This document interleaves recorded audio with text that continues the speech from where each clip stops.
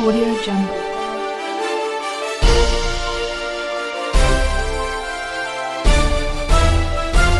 Audio Jungle.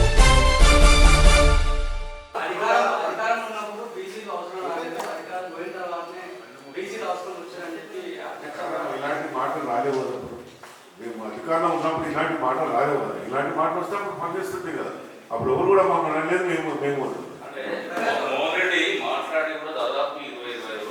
చూసినాము. 20 రోజులు 10-12 రోజులు అవుతుంది. ఎందుకు ప్రతిపాదించలేదు అంటే విశ్వేశ్వరరెడ్డి మన రంజిత్ రెడ్డి ఏమైనా అన్నకు మావాడు తప్పన్నాడు. దాన్ని మాట్లాడిన 10 రోజులు చూసినాం. దాంతో అప్పుడప్పుడు అంటూనే ఉన్నాం. కానీ ఇలా ప్రెస్ మీట్ పెట్టడం లేదు. ఇప్పటిదాకా మా స్పందన రాలేదు. మేము బీసీల మాట తక్కువనా మా బీసీ వాళ్ళు ఇద్దరు కూడా అవసరం లేదా దాని మీద మాట్లాడికి వచ్చినా నేను ఏదైనా దాని మీద రాజకీయం చేయాలని రాలేదు. రాజకీయం అవసరం లేదు.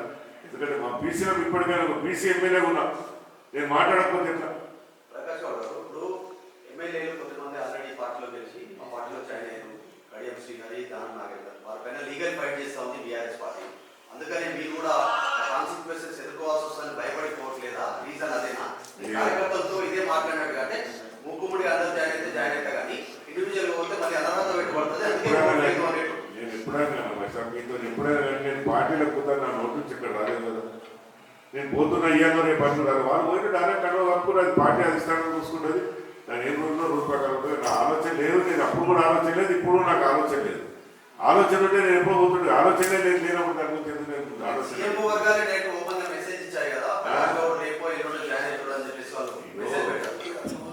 సీఎం అనేది ఎక్కడ నా పేరు ఎక్కడ తీయలేదు.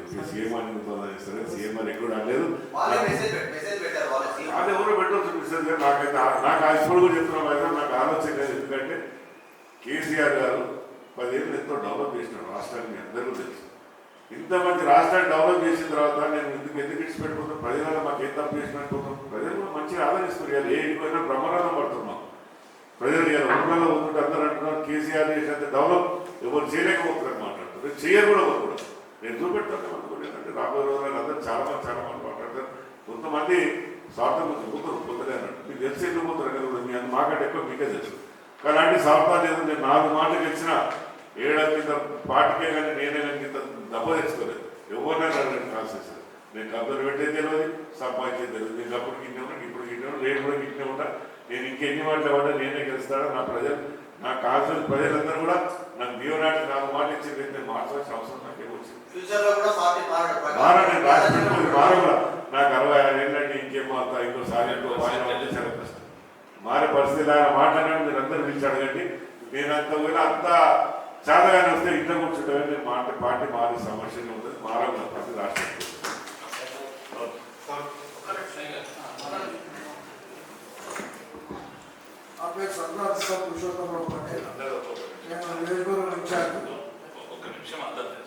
శ్రీశ్రీ గారు ఒక మాట చెప్పాడు. కొంతమంది యువకులు రాబోయే యువతలు నవజీవన పావన బృందావన నిర్మాతలు పోనీలే అన్యాయ పోగొట్టు సహించరు, బానిస బంధాలను తలవచ్చి అనుకరించారు. ఈరోజు నిజంగా చెప్పాలంటే తెలంగాణ సాయుధ పోరాటంలో దొరలకు వ్యతిరేకంగా కడీలకు వ్యతిరేకంగా పోరాట చరిత్ర ఉన్న అందులో అసూలు బాసిన ఎంతోమంది వీరుల త్యాగాలల్లా బీసీల రక్తం ఉంది. ఈరోజు నిజంగా చెప్పాలంటే ఈరోజు బీఆర్ఎస్ పార్టీ సముచిత స్థానం ఇచ్చి ఈరోజు ఎంపీలుగా నిలబెడితే వారిని అవార్డుల చవకలతో మాట్లాడుతున్న వీళ్ళకి బుద్ధి చెప్పవలసిన అవసరం బీసీలకు ఉన్నదని, బీసీ సంఘాలకు ఉన్నదని ఈ సందర్భంలో తెలియజేస్తూ ఉన్నాను. చట్టసభల్లో మాకు మా వాటా ఎంతో మా శాతం అందజేయాలని, అదేవిధంగా ఇతర కులాలు మా వాటాను దొబ్బేస్తున్నాయని చెప్పే కన్నా ఈరోజు అవకాశం వచ్చినప్పుడు అవకాశాలు ఉపయోగించుకోకుండా ఇంట్లో కూర్చొని ప్రెస్ కాన్ఫరెన్స్లలో మాట్లాడే బీసీ సంఘాలకి ఈ సందర్భంలో ఖచ్చితంగా చెప్తా ఉన్నాం. ఖచ్చితంగా రంగంలోకి రండి. బీసీ అభ్యర్థులు నిలబడ్డ దగ్గర బీసీ అభ్యర్థులు గెలిపించుకునే ప్రయత్నంలో మీ ప్రయత్నం ఉండాలని సందర్భం తెలియజేస్తాం.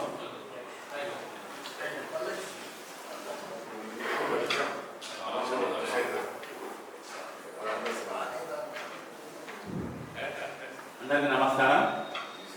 నా పేరు కదార్ మల్లయ్య ముదిరాజ్, రంగారెడ్డి జిల్లా ముదిరాజ్ సంఘం అధ్యక్షుడు. ఈసారి మా ముదిరాజ్కి గతంలో చాలామంది చెప్పారు ముదిరాజ్కి ఎవరికి ఎవరి ఎమ్మెల్యే సీట్ ఇవ్వలేరు అది అని. అదే అవకాశంగా మరి కాసాని గాంధీ ముదిరాజ్ గారికి ఎంపీ ఎంపీ టికెట్ వచ్చినందుకు మేము సంతోషం వ్యక్తం చేస్తూ మరి రంగారెడ్డి జిల్లాలో ఉన్న గుజరాత్ సంఘాలను ఐకమత్యం చేసుకుంటూ మరి బీసీ సంఘాల ఇంకా అందరినీ కలుపుకొని మరి కంపల్సరీ బీసీ అభ్యర్థికి ప్రధాన క్యాండిడేట్కి సీట్ వచ్చింది కాబట్టి అందరం ఐక్యత ఉండి గెలిపించుకోవాలని చెప్పి ముక్త కంఠంతో హర్షం వ్యక్తం చేస్తూ మరి ప్రతి కులాన్ని 93 కులాలని ఐక్యత చేసి మరి ఆ ధర్మాలనే చట్టబద్ధత ఏ కులంలో ఎంతమంది ఉన్నారు, ఏ బీసీలలో ఎంతమంది ఉన్నారు, ఎస్సీలు ఎంతమంది ఉన్నారు, మైనార్టీలు ఎంతమంది ఉన్నారు అని చెప్పిన ఏకైక వ్యక్తి మన కాతానికి గణేశ్వర్. మరి అతని వ్యక్తి ఆయన సర్వస్వము బీసీ సంఘాల గురించే పోరాడిన వ్యక్తి కాబట్టి ఆయనకి ఇప్పుడు అవకాశం వచ్చింది కాబట్టి మేము అందరం ఐక్యత ఉండి ఎక్కువ మెజార్టీతో గెలిపిస్తామని చెప్పి కోరుతూ బీసీల మీద ఇటువంటి అపవాదం పెట్టి మరి ఇద్దరు కూడా బీసీలు వేస్తేనే ఓట్లు గెలిచిర్రు అని మరి ఇంతకుముందు బీజేపీ పార్లమెంట్ అభ్యర్థి కూడా మరి అది టీఆర్ఎస్లో ఉండి కూడా రెడ్డి సమాజ వర్గానికి చెందిన వాళ్ళు మరి బీసీలు వేస్తేనే గెలిచిన వాళ్ళు మరి పార్లమెంట్ ఏరియా చెవిళ్ళ పార్లమెంట్ ఏరియాలో బీసీలే ఎక్కువ ఉన్నారు.